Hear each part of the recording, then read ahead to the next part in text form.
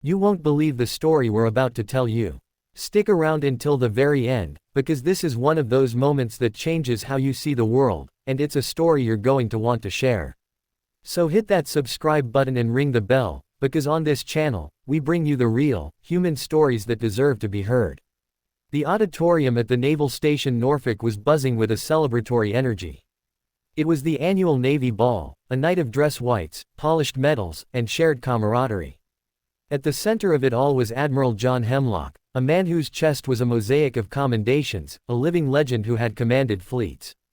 As he regaled a circle of young, bright-eyed officers with a sanitized tale from a long-ago deployment, his eyes scanned the room and landed on a familiar, quiet figure. Moving silently along the periphery was Arthur Briggs, the evening's custodial staff. While the Admiral held court, Arthur was emptying trash bins, wiping down tables, and ensuring the grandeur of the event remained pristine. He was a man in his late 40s, with a kind, weathered face and eyes that held a deep, permanent tiredness. He was a fixture, as much a part of the base as the ships in the harbor, but he was virtually invisible to the officers celebrating around him. Arthur's life was a study in quiet sacrifice. His days began before dawn and ended long after dusk. He was a single dad to a bright, 10-year-old daughter named Lily. His world was a small, meticulously clean apartment, packed lunches, helping with homework, and the constant, quiet anxiety of making ends meet on a janitor's salary. The Navy Ball was just another overtime shift, a necessary evil to save up for the new glasses Lily needed. Admiral Hemlock, flushed with good whiskey and the warmth of his own status, decided to use Arthur as the punchline for a lesson in naval pride. "Gather round, everyone," he boomed, his voice cutting through the chatter. He waved a hand toward Arthur, who had just finished replacing a trash liner. "You see this man, he keeps our home clean, a vital job. But let me tell you, the real work, the hard work, happens out there on the deep blue." He turned to Arthur with a condescending, jovial smile. "Arthur, my good man," the Admiral began, his tone dripping with playful superiority. "A little joke for you. We wear our service on our chests." He tapped his own medals. "Every ribbon, a story. Every medal, a trial. So, I have to ask, just for a laugh, what's your kill count?" He chuckled, and a ripple of nervous laughter spread through the officers around him. "How many dust bunnies have you vanquished today?" The room grew uncomfortably quiet. The younger officers shifted on their feet, unsure if they should laugh. Arthur stopped what he was doing and slowly straightened his back. He didn't look angry or humiliated. He looked resolved. He met the Admiral's gaze, and for the first time, people noticed the sharp, assessing clarity in his eyes, a look that didn't belong to a simple janitor. He spoke, his voice quiet but carrying an unexpected steel that cut through the ballroom. "Well, sir," Arthur said, his tone even. "I suppose that depends on how you're counting." Admiral Hemlock's smile faltered, confused by the response. I meant it as a joke, son." "I know you did, Admiral," Arthur replied. He took a slow step forward, his work-worn hands hanging loosely at his sides.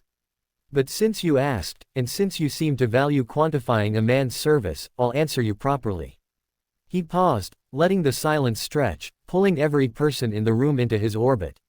"If by kill count, you mean hostile forces neutralized to protect my team and complete the mission, that would be 17.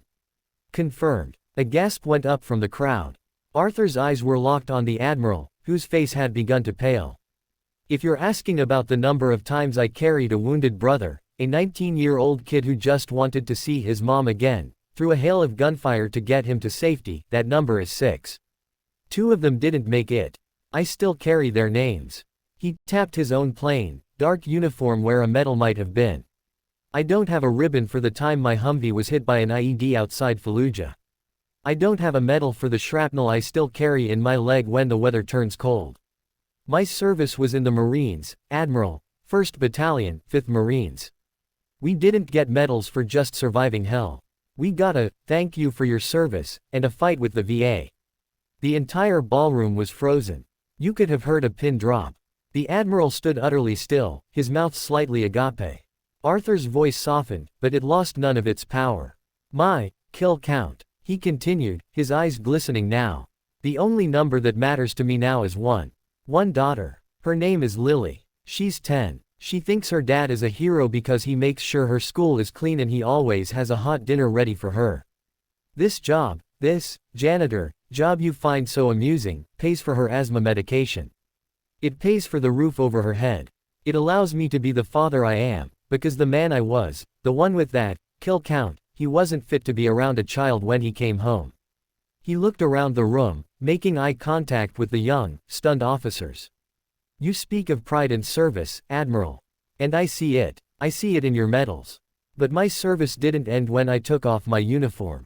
It just changed shape. My mission now is to raise a good, kind human being in a world that can be very unkind.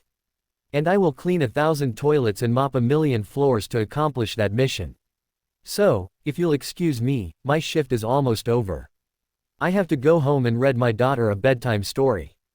With that, Arthur Briggs picked up his cleaning cart, gave a small, polite nod to the speechless crowd, and walked out of the ballroom. For a long moment, there was only a profound, shamed silence. Admiral Hemlock looked down at his own chest, at the glittering medals that suddenly felt cheap and heavy. The story of his own heroism felt hollow, a fairy tale compared to the raw, unadorned truth he had just witnessed. The next day, a formal memo went out from the Admiral's office. Base janitorial staff were to be formally addressed as Facilities Operations Specialists. But that was just the surface change. The real shift happened in the culture. Officers began to greet Arthur and his colleagues by name. The Admiral himself, a humbled man, sought out Arthur in his small basement office. He didn't offer platitudes or a job promotion. Instead, he asked, man to man, if there was anything the Navy base family could do to help his actual family. Arthur, ever proud, only asked for one thing: a summer internship for his daughter Lily in the base's IT department, to nurture her love for computers. It was granted without hesitation.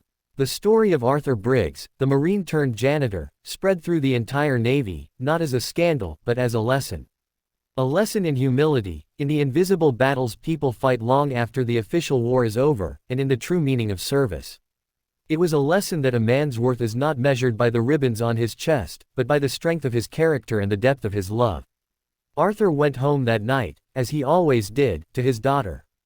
He hugged her a little tighter, read her a story, and looked at her with the quiet, fierce pride of a man who had won his most important battle not on a foreign field, but in his own living room. He was a hero. Not for the 17 confirmed, but for the one. And in the end, that was the only number that would ever truly count. If this story moved you, if it reminded you that heroes walk among us in the most unexpected places, then do us a favor. Like this video, share it with someone who needs to hear it, and subscribe to our channel. We're dedicated to bringing you more stories that aren't just told, but felt. Thanks for watching.